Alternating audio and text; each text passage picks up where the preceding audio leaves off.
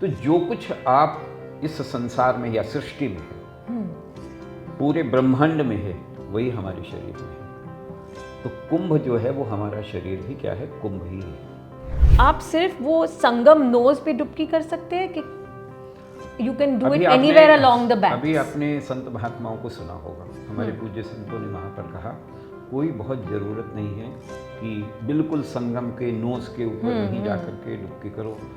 कर्म फल को तो भोगना पड़ता है, right? It's not that you can just dip in that and wash away all your sins. हमने जो पाप किए उसके कारण हमें जो प्रायश्चित्त करना पड़ता है और उसकी जो सजा मिलती है, उस सजा करने की शक्ति प्राप्त करना यही होता है। क्या आपको लगता है कि सोशल मीडिया ने कुंभ की पवित्रता को धूमिल कर दिया है? जीवन मोनालिसा की आंखों में नहीं मिलेगा। जीवन मिलेगा आपको संतों के, पूज्य संतों के प्रवचनों में। वीआईपी स्नान की कोई जरूरत नहीं है, वहां पर सभी वीआईपी हैं। बिल्कुल। भगवती गंगा की गोद में सभी वीआईपी हैं, सभी इंपॉर्टेंट हैं।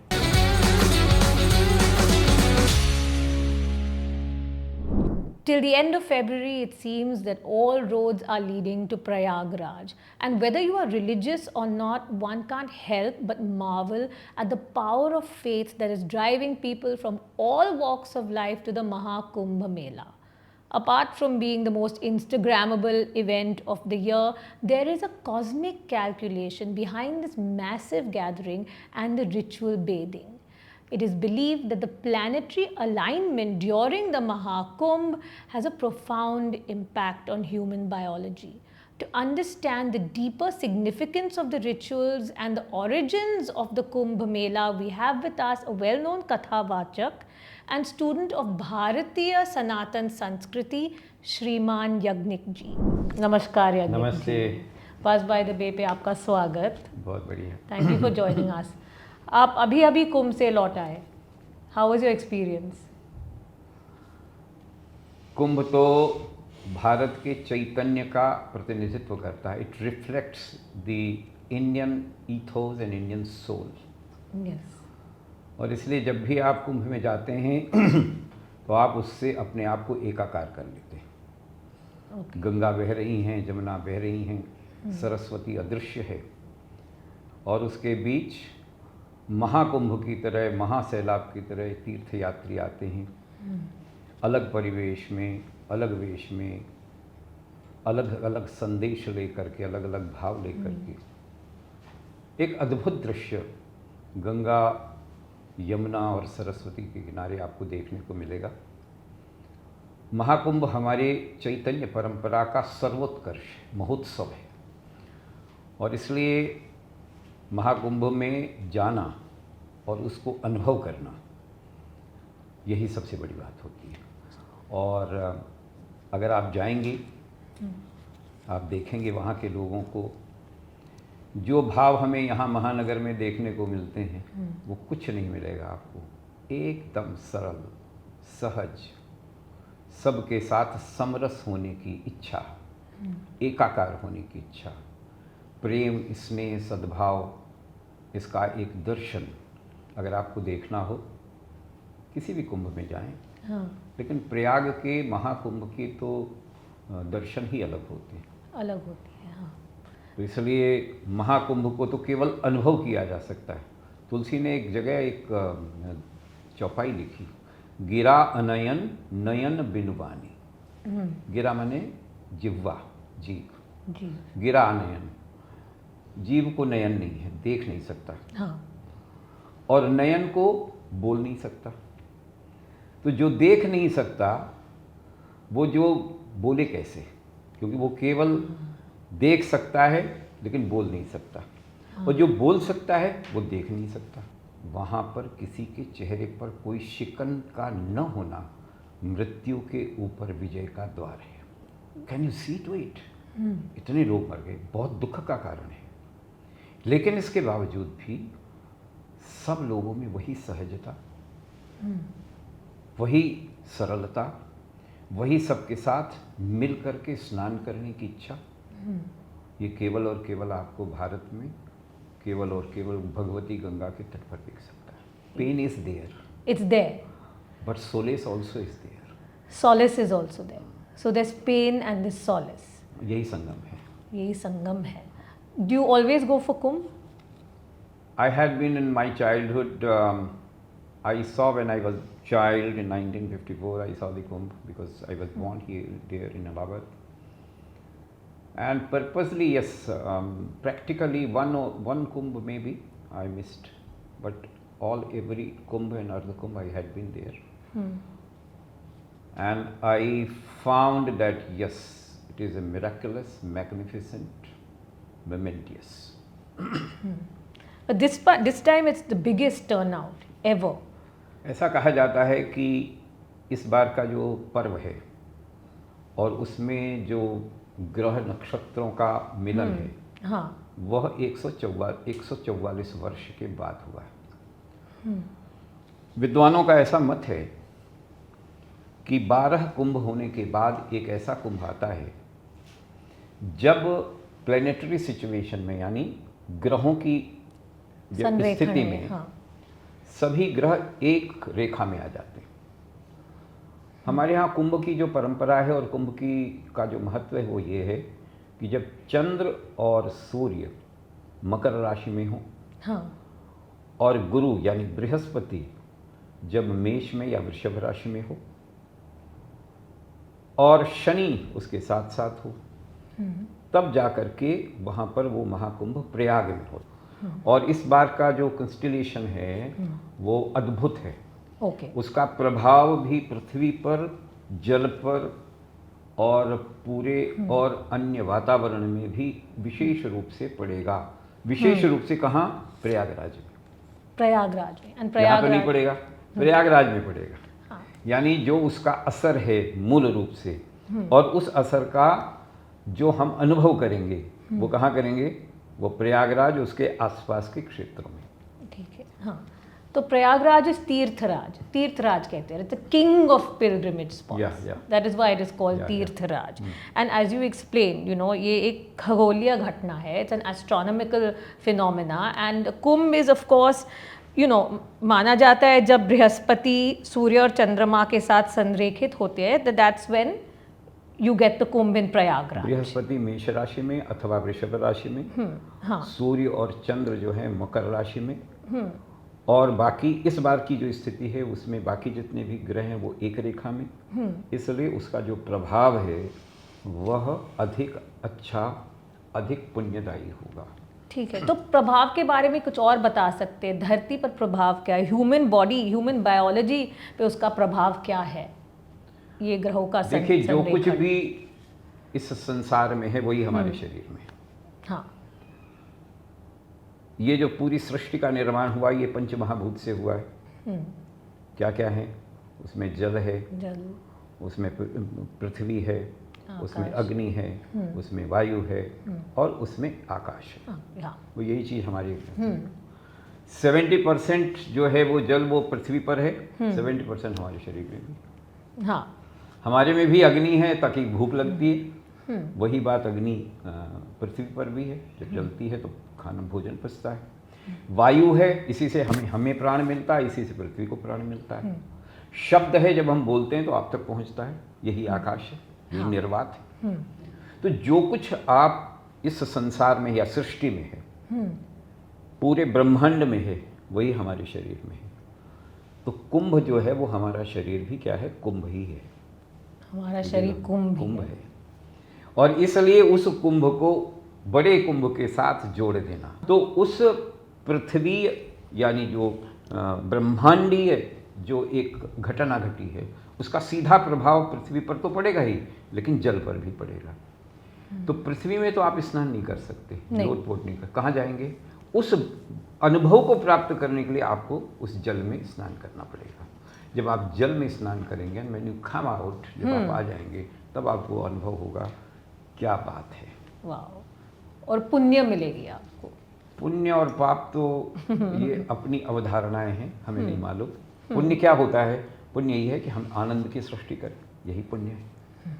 हमारे अंदर सुख आ जाए, वही पुण्य. हम शांत हो जाएं, हम आनंदित हो जाएं, हम दूसरों के लिए प्रति कुछ करने के लिए सद्भाव से प्रेरित हो जाएं, यही तो पुण्य है। बाकी पुण्य क्या होता है हमें नहीं मालूम, लेकिन यही सबसे ज़्यादा पुण्य है। अच्छा। बाकी पुण्य लोग कहते हैं यस पुण्य मिलता है, आत्मा प्रसन्न होती है। तो आत्मा तो तब प्रसन्न होगी जब हमारा ये शरीर छूटेगा, तब देखेंगे। अब तब कौन देखेगा पता नहीं। ठीक है, आत्मा प्रसन्न होती है। I mean I like that is the point of swimming. इसीलिए हम स्नान करते हैं, राइट? आत्मा को प्रसन्न करने के लिए, टू गेट दैट फीलिंग, वो सort of दिव्य ऊर्जा को महसूस करने हाँ, के लिए, to get that divine energy. And there so much faith, इतनी श्रद्धा है। Did you always feel a very strong divine energy over there when you were there this time? कैसा है ऊर्जा? आप देखेंगे जाकर के। हाँ, मैं ये जाने तो वाली हूँ। आप देखेंगे कि आपको क्या अनुभव होता है। इतना बड़ा जन समुदाय, इतना बड़ा, लेकिन कहीं किसी के प्रति कोई द्वेष नहीं। सब लोग एक दूसरे को स्पेस देने के लिए आतुर होते हैं। वैसे आप ट्रेन में जाएंगे झगड़ा करेंगे सीट के लिए, लेकिन वहाँ पर जाएंगे तो कोई भी आपको अपने पास सुलाने के लिए बिल्कुल तैयार हो जाएगा। क्या भाव है वो भाव यही है। कुंभ में गंगा है, यमुना है और गुप्त सरस्वती। हमारे अंदर भी यही बात है। हम क्या करते हैं, हम वहाँ पर जाएंगे, आप क्यों जा रही हैं, हम क्यों जा रहे हैं, स्नान करने के लिए जाएंगे। स्नान करके क्या करेंगे, शरीर ठीक हो जाएगा। फिर अपने बैठ करके तट के ऊपर बैठ करके थोड़ा ध्यान करेंगे, और ध्यान करेंगे तो उससे जो ज्ञान की प्राप्ति होगी। ज्ञान अदृश्य होता है, सरस्वती वहाँ पर अदृश्य है। कमिंग टू दिस स्विमिंग, डुबकी, आप सिर्फ वो संगम नोज पे डुबकी कर सकते हैं कि you can do it anywhere along the bank? अभी आपने संत महात्माओं को सुना होगा, हमारे पूज्य संतों ने वहाँ पर कहा कोई बहुत ज़रूरत नहीं है कि बिल्कुल संगम के नोज के ऊपर वहीं जा कर के डुबकी करो। 45 करोड़ लोग वहाँ पे कैसे डुबकी करेंगे? हाँ, बिल्कुल। तो हमारे पूज्य संतों ने बताया कि देखो, इसका जो प्रभाव है, गंगा यमुना सरस्वती का जो प्रभाव है, मिनिमम 5 कोस यानी 15 किलोमीटर इधर, 15 किलोमीटर इधर, उस पार 15 किलोमीटर इधर और 15 किलोमीटर उधर, यानी कितना किलोमीटर हो गया? 60 किलोमीटर। 60 किलोमीटर। वो वही पुण्य मिलेगा जो ऐसा मानते हैं, जो आपको संगम के स्नान में मिला है, वही पुण्य मिलेगा। So that is very important, क्योंकि वो मौनी अमावस्या में वो बहुत ही दुखद इच्छा ये होती है कि हम सब लोग संगम में स्नान करें, लेकिन सभी संगम में स्नान नहीं कर सकते। क्योंकि नहीं कर सकते इसलिए हमारे संतों ने, हमारे महात्माओं ने, हमारे विद्वानों ने कहा कि नहीं, देखो ऐसा नहीं है, यहाँ मिला, लेकिन मिलने के बाद उसका प्रभाव तो जाता ही है ना। बिल्कुल। So that effect, influence that will carry it on for 15 kilometers this side, 15 kilometers this side, उस पार जाएंगे 15 kilometers this side, 15 kilometers, 5 कोस, एक कोस में 3 kilometre. Okay, so that is very important, Yagnik ji, because of what happened on Mauni Amavasya, because everybody was rushing to the nose. So I'm very happy you said this, because लोगों को ये समझाना चाहिए कि they have this liberty to dip from other banks as well. Yeah. And now the government, UP सरकार ने कई नए घाट भी कंस्ट्रक्ट किए हैं, right? They have made some new ghats also over there on the Sangam हम bank. जब छोटे थे और हमारे दादाजी, मतलब बहुत छोटा था, हमारे दादाजी ले जाते थे तो कभी संगम गए ही नहीं। गंगा के किनारे जाते थे, गंगा का स्नान करके आते तो संगम ही स्नान होता था। या तो ये नोशन है, वैसे सब लोगों की इच्छा तो जरूर होती है। हाँ, इच्छा है जा करके संगम में जाएं, वहाँ से आएं, भगवान के दर्शन करें। आपको मालूम है संगम के पास ही वहाँ पर लेटे हुए हनुमान जी,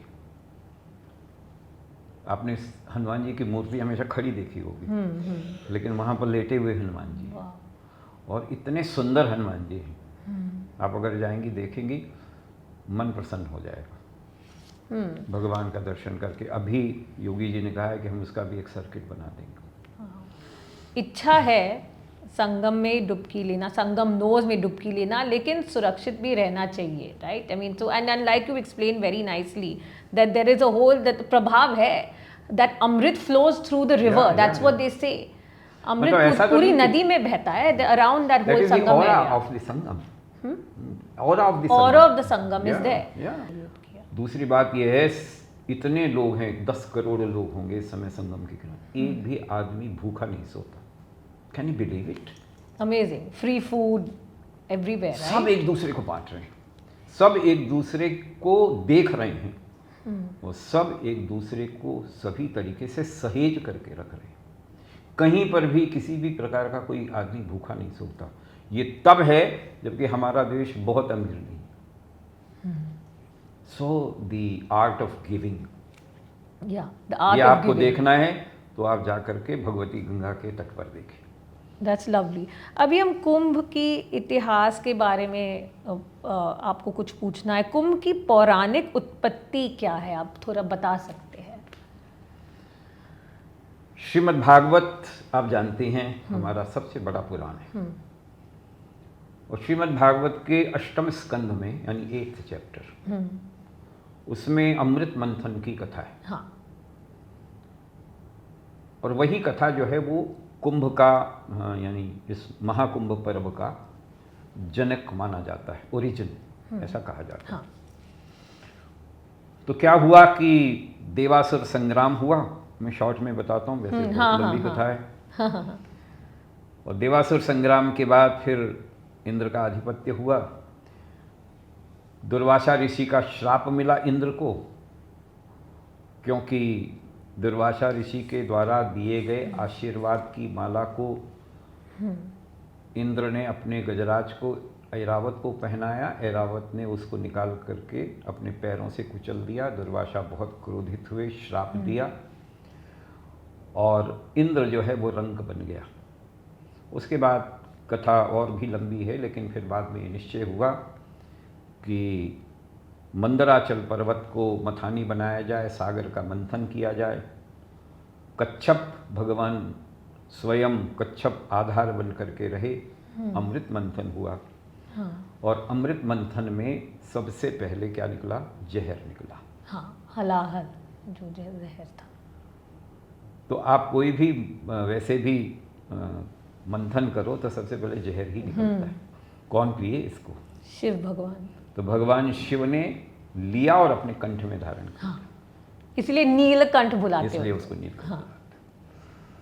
तो 14 रत्न निकले, और 14 रत्न के बाद फिर अमृत कुंड को लेकर के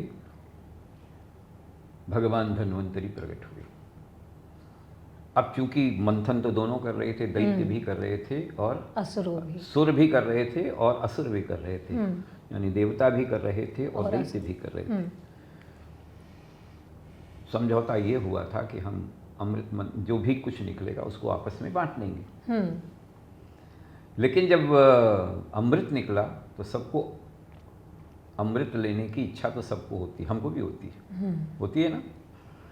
तो उन्होंने कहा अब जब इस प्रकार की स्थिति निकली तो पौराणिक कथा है कि भगवान विष्णु ने कहा कि दैत्यों को दे दोगे तो ये तो अमर हो जाएंगे, इसलिए इनको नहीं मिलना चाहिए, और मैं ऐसी व्यवस्था करता हूँ कि केवल देवताओं को यह अमृत मिले और उसके द्वारा वो अमर हो जाए. मोहिनी का रूप धारण करते हैं, डिस्ट्रीब्यूट करते हैं. लेकिन इसी बीच में जो झगड़ा होता है देवताओं और दैत्यों, देवताओं के बीच में, वो लेकर के भगवान गरुड़ उस कुंड को लेकर के उड़ते हैं. 12 जगह अमृत की उन बूंदों की बूंदें पड़ती हैं. 12 जगह. 12 जगह. मैंने सोचा 4 जगह है. 12. सुनो, अच्छा. 8 स्वर्ग में ओ. और 4 पृथ्वी पर. सबसे पहले आए नासिक, गोदावरी के तट पर, वहाँ पर कुछ बूंदें छलक गई. वहाँ से फिर दैत्यों ने दौड़ाया तो फिर पहुँचे उज्जैन, ववंतिका, वहाँ पर कुछ बूंदें छलक गई. वहाँ फिर दौड़ाया, फिर पहुँचे हरिद्वार, वहाँ पर कुछ बूंदें छलक गई. और फिर वापस आए कहाँ पर? प्रयाग. तीर्थराज. अंतिम पड़ाव कहाँ आया? प्रयाग में. वहाँ पर कुछ बूंदें छलकी. जहाँ जहाँ बूंदें छलकी वहाँ पर वो कुंभ रखा था, इसलिए वहाँ पर अब प्रत्येक 12 वर्ष के बाद कुंभ का स्नान और कुंभ का मेला लगता है, लेकिन सबसे बड़ा मेला केवल और केवल प्रयाग में लगता है। प्रयागराज में। तो ये उसके पीछे की कथा है, लेकिन तत्व क्या है ये समझ लेना आवश्यक है। अच्छा, तो क्या है तब? और ये तत्व ये है कि हमारे अंदर, हमारे शरीर के अंदर ही देवता और दानव दोनों हैं। बिल्कुल। हमारे अंदर भी जब क्रोध आता है तब हम क्या बन जाते हैं? आंखें लाल हो जाती हैं, असुर असुर हो जाते हैं। राक्षस। और जब हमारे अंदर दया का भाव आ जाता है तब हम कैसे हो जाते हैं? देवता। आंखों से आंख पानी बहने लगता है, होता है या नहीं? हाँ। तो इस दैवी शक्ति और दैत्य आसुरी शक्ति के बीच में निरंतर क्या चलता रहता है? मंथन चलता रहता है। बिल्कुल। ये हमारे अंदर भी होता रहता है। और इस मंथन के उपरांत सबसे पहले जहर निकलता है, हमारे अंदर भी निकलता है। हाँ। लेकिन जो अमृतत्व निकलता है वो निकलता तो है, लेकिन उसको लेकर के कोई जयंत भागता रहता है और उस अमृतत्व की प्राप्ति के लिए हमेशा हमेशा दौड़ना पड़ता है। You got my point? Yes, absolutely. हमारे जीवन का सबसे बड़ा अमृत क्या है कि हमें अपनी जानकारी हो जाए। Who am I? Who am I? या हम कौन हैं? या नो आर ट्रू नेचर। हाँ। यस। तो ये अगर जानकारी हो जाएगी तो वो अमृत प्राप्त हो जाएगा। बिल्कुल। हमारा शरीर भी कुंभ ही है, और उस कुंभ में दो सब चीज़ें हैं। विष्णु भी है, रुद्र भी है, ब्रह्मा भी है, सूर्य भी है, चंद्र भी है, सब कुछ है हमारे शरीर में। बस बिल्कुल। उसको ठीक ढंग से नियोजित करके अगर जान लिया तो हमारा शरीर ही कुंभ मेला है। और 3 नदी भी बहती है हमारे शरीर में, राइट? दैट्स व्हाट दे से, गंगा, यमुना एंड गुप्त सरस्वती, बिकॉज द 3 नाड़ी, सुषुम्ना, ईडा, Pingala, that's representative of the 3 rivers. Yes. So उसके बारे में, ये स्नान का आध्यात्मिक लाभ क्या है? I want to talk about that. What are the spiritual benefits? Okay, लोग कहते हैं कि पाप धुलाने के लिए आते हैं, इसलिए स्नान लेते हैं, इसे कार्मिक हिसाब को चुकाने के लिए आते हैं। But you have explained that what is the true Amrit Tattva is to know your true nature. So if you can just talk about the symbolism of Ganga, Yamuna, Saraswati. लोग कहते हैं कि गंगा माँ वैराग्य का प्रतीक है, यमुना भक्ति का प्रतीक है, एंड सरस्वती ज्ञान का प्रतीक है. So little bit about the स्नान. सच्ची में लोग कहते हैं, do people really believe that their karmic account gets settled when they have this स्नान? That they receive moksha, liberation, freedom from the cycle of birth and death? That I can't say, but this much I can definitely say. Ganga में जब आप स्नान करोगे तो आपको एक दिव्य अनुभूति तो होती है. You won't find it in any other river, but when you go to Ganga तो आपको एक निश्चित रूप से एक अजीब अनुभूति ऐसी होती है, विराग उत्पन्न होता है, प्रेम उत्पन्न होता है, आनंद की अनुभूति होती है. हम बहुत ज़्यादा अटैच्ड नहीं होते, हम थोड़े से डिटैच हो जाते हैं. भगवती यमुना जो है वह तो पयस्वनी है, भगवान कृष्ण की क्या कहते हैं कि पत्नी है वो तो, भगवती यमुना. तो वहाँ केवल और केवल भक्ति है. भक्ति. भ माने क्या होता है? भ माने होता है प्रकाश. तो वहाँ पर केवल प्रेम का प्रकाश फूटता है. उन दोनों के कारण भगवती सरस्वती अपने आप प्रकट होती हैं हमारे मस्तिष्क में. वो ज्ञान हमें प्राप्त होता है कि हम कौन हैं. ज्ञान. No, that's really beautiful. But coming to this concept of paap and washing away sins, okay, I just want to talk a little more about this. So हर तरह के पाप धुल जाते हैं अगर आप वो संगम में डुबकी लेंगे. But don't you still have to bear the fruits of your karma? Don't you still have to endure the fruits of your karma? कर्म फल को तो भोगना पड़ता है, right? It's not that you can just dip in that and wash away all your sins. What is your view on this? देखो, wash away दाग तो फिर भी बना रहता है. हाँ. हमने जो पाप किए उसके कारण हमें जो प्रायश्चित्त करना पड़ता है और उसकी जो सजा मिलती है, उस सजा करने की शक्ति प्राप्त करना यही होता है. प्रसन्नता से उस पाप के कर्म को समझ करके उसका प्रायश्चित्त करना चाहिए. तो हमें फिर दुख नहीं होगा। अच्छा। हम उसको उस का भोग करने में भी सुख की अनुभूति करते हैं। Okay. Okay. So even if we have to endure, the karma phal of whatever sins we have done, we do it with happiness. Not happiness but Contentment. Contentment. Contentment. We do it with contentment. यार ये तो क्या करें, भगवान की हाँ. जैसा। We are reconciled, we do it with तो contentment without reconcilement is a resentment. Great thing, you know. Yes. Yeah. यही रिकंसाइलमेंट जो है वो washing off my path. Okay, I like that explanation a lot. Because of course it's not so simple that स्नान करे और सब पाप धुल जाए. I mean that is also, it cannot be as simple as that. दूसरी बात ये है कि हमें ये ध्यान में आ जाता है कि अब हम ऐसे कर्म नहीं करेंगे। Yes, that is the important thing. सो फिर पाप के प्रति हमारी जो आसक्ति होती है ना, वो फिर नहीं होगी। Then we will not do same. We will not do the same. हाँ, तो हमें क्या हो जाता है, एक self realization. Coming to the Naga sadhus, वो योद्धा होते हैं, they are warriors. And Naga साधुओं की स्थापना आदि शंकराचार्य ने की थी, तो उसकी उत्पत्ति के बारे में आप कुछ बता दो। जिस समय भगवान शंकराचार्य हुए थे उस समय हमारे देश की संस्कृति संस्कार के ऊपर बहुत बड़ा आक्रमण हुआ था। हाँ। बौद्धों के साथ, अनान्य लोगों के साथ। उन आक्रमणों का मुकाबला केवल और केवल शक्ति के साथ किया जा सकता था। हाँ। इसलिए उन्होंने अखाड़ों की परंपरा शुरू की। हाँ। और वे अखाड़ा तो आप समझते हैं। हाँ। अखाड़े का मतलब जहाँ पर कुश्ती लड़ी जाती है, जहाँ पर पहलवानी की जाती है, जहाँ पे कसरत इत्यादि की जाती है। तो उन अखाड़ों की स्थापना करके उन्होंने हिंदू धर्म की, सनातन धर्म की रक्षा करने के लिए पूरा का पूरा सैन्य बल लगाया। 13 अखाड़े बनाए गए। Yes. इन 13 अखाड़ों में नागा साधु, जिन्होंने अपना सब कुछ त्याग कर दिया है, जो और प्रयाग में ही बनते हैं, यहीं दीक्षा भी होती है उनकी। 12 वर्ष में एक बार आकर के जिन लोगों को परिपक्व हो जाते हैं वही नागा की परंपरा में प्रवेश कर जाते हैं। कपड़े भी पहनना उनके लिए वर्जित है। हाँ। अंबर ही दिगंबर हो जाते हैं। आपने देखा होगा कि हमारे जैन परंपरा में भी दिगंबर है। हाँ। सिख परंपरा में भी निहंग सिख है। क्या करते हैं ये लोग? अपने अपने संप्रदाय की, अपनी अपनी व्यवस्थाओं की रक्षा करने के लिए उनको है। आपने देखेंगे इतनी बड़ी संख्या में आपको नागा साधु मिलेंगे, लेकिन शिवरात्रि के बाद आपको एक भी नागा नहीं मिलेगा। गायब हो जाते हैं हिमालय में, हिमालयाज में, जहाँ भी जाते हैं हमें नहीं मालूम, वाह। लेकिन जाते हैं। किस लिए आते हैं?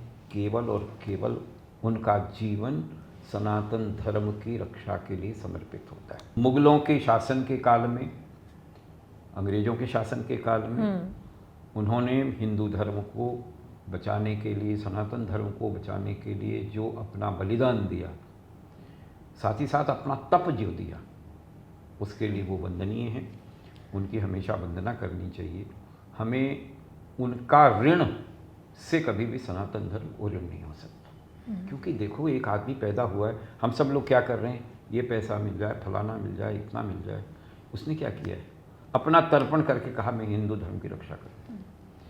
यहाँ पर जब उनकी नागा साधुओं की जब यहाँ पर वो परंपरा आएगी तो उसमें अपना ही तर्पण खुद कर देते हैं।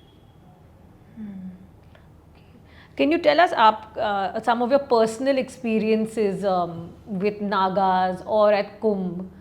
आपके खुद के अनुभव के बारे में बता सकते हैं? Have you ever had any sort of magical, miraculous experiences or some Nagas who you personally have interacted with? देखो, जो असली नागा होगा ना वो आपसे बात ही नहीं करेगा। अच्छा, तो काफ़ी फर्जी नागा भी होते हैं? हो सकते हैं। फर्जी तो यहाँ सब कुछ जो असली है ना, मैं बहुत सारे ऐसे पंचाग्नि वाले नागाओं के बीच में भी गया हूँ। पंचाग्नि मतलब चारों तरफ अग्नि जल रही है और उसके बीच में बैठे हुए। आप जाके देखेंगे वहाँ पर इन लोगों में जो शक्ति होती है, उनके साथ आप इंटरेक्ट करेंगे तो आपको केवल आध्यात्म की बात करेंगे, आपसे कोई दूसरी बात करने वाले वो नहीं है। चमत्कार यही है यार कि 5 अग्नि के बीच में बैठा हुआ है। हाँ। इतनी कड़ाके की ठंड है लेकिन फिर भी उसने कुछ नहीं पहना, ये चमत्कार नहीं है?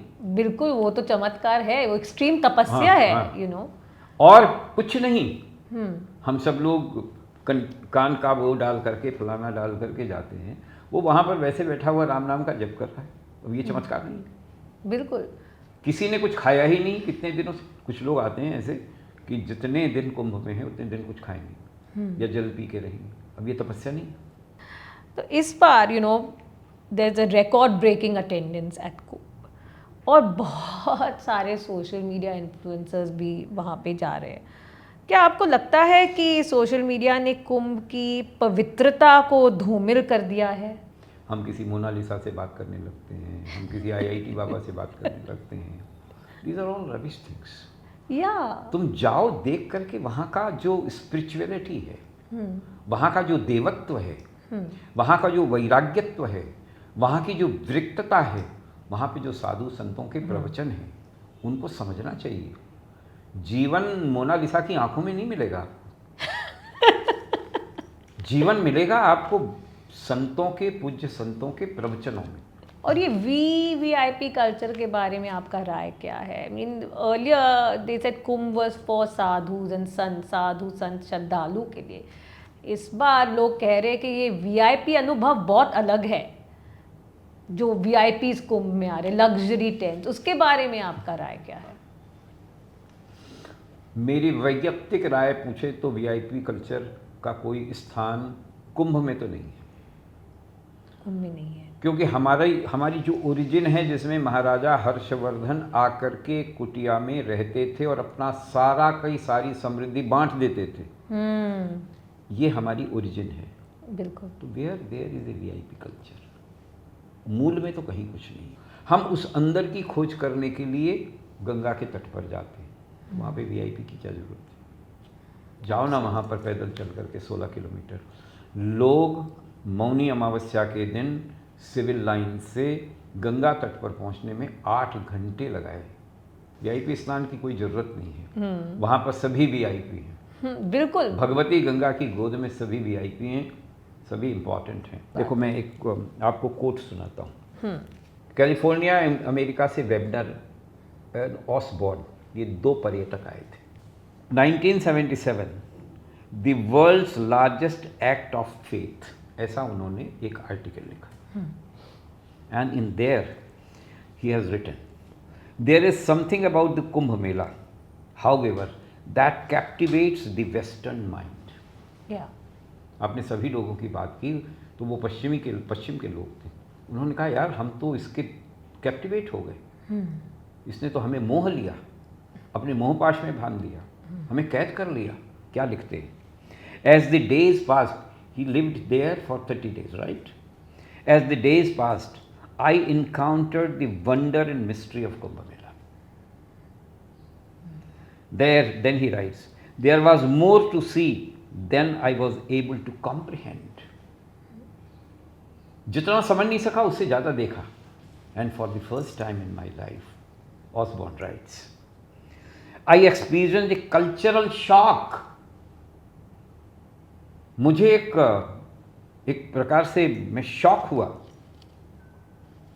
Not only was it difficult to adjust to the customary and manners of the Indian people, but I also find myself questioning my own Western values. कहता है, मैं तो अपने पश्चिम का जो हमारा जीवन मूल्य है उसके ऊपर ही एक प्रश्न चिन्ह लगा करके बैठ गया। Lastly, I want to ask you, Yagnik ji, what other kind of sadhana can we do at Kumbh other than स्नान? क्या साधना कर सकते हैं वहाँ? Is there any special sadhana for special days? Prayag में कुंभ 45 दिन का मेला होता है। 45 दिन ये साधना के दिन होते हैं। क्या करना चाहिए? तो देखो, वहाँ पे कल्पवास होता है। या और हर साल वहाँ पर माघ मेला लगता है। बहुत सारे लोग, यानी हजारों की संख्या में इस बार भी कम से कम 10 लाख लोग कल्पवास कर रहे हैं। that is stay for the entire duration. कल्पवास। अच्छा, कल्पवास में क्या होता है? अपने शरीर की, अपने मन की, अपनी बुद्धि और अपने आत्म के संशोधन के लिए हम वहाँ पर वास करते हैं। कितने दिन? 45 डेज, 30 to 45 डेज। क्या होता है? ये साधना है। और इस साधना के अंदर जो करते हैं वो बताता हूँ। 3 वक्त गंगा जी का स्नान, भोजन, कल्पवास में बहुत सारे लोग अन्न छोड़ देते हैं, ग्रेन्स। अन्नाहार नहीं करते, फलाहार करते। ओके। तीसरा क्या करते हैं? 3 चीज़ें हैं, जप, तप, भजन, संकीर्तन, सत्संग, स्वाध्याय। भक्ति की पहली स्थिति होती श्रवणम, हाँ, सुनना। सुनना। फिर उसके बाद क्या करना? मनन। मननम, फिर मनन करना। फिर उसके बाद निधिध्यासन। हाँ, फिर निधिध्यासन। फिर उसको जो मनन किया है उस मनन को अपने चरित्र में, चित्त में उतार करके उसका परिष्करण करते हुए उसको अपने अनुभव में और अपने चित्त में लाना। Go for 45 days and you will realize yourself. And if you can't go for 45 days, I mean, you can still go there and do this sadhana of For dhyan some and time. japa. Yeah, You will find a new thing. you'll find. Yeah, yeah. आप जा करके उसको नए तरीके से आप उसका अनुभव करेंगे। बिल्कुल। तो ये वहाँ कुंभ मेले की या माघ मेले की, माघ मेला तो प्रयाग के गंगा तट पर हर वर्ष लगता है। जाके देखिए ना वहाँ के लोग। हाँ, बहुत बड़े बड़े लोग नहीं आते, बहुत सुविधा से लोग भी नहीं आते, लेकिन जिस तरीके से आते हैं, लेकिन उसके बावजूद भी आप उनको देखेंगे तो जो प्रसन्नता उनके मुख पर रहती है, the happiness, the glow, yes. The eternity you will find in their face. तो उनको देख करके आप प्रसन्न हो जाओगे। Absolutely. After talking to you, Yagnik ji, I can't wait to go. I'm scheduled to go and I'm really looking forward to it. Thank you so much. Thank you very बहुत much. बहुत धन्यवाद. Thank you.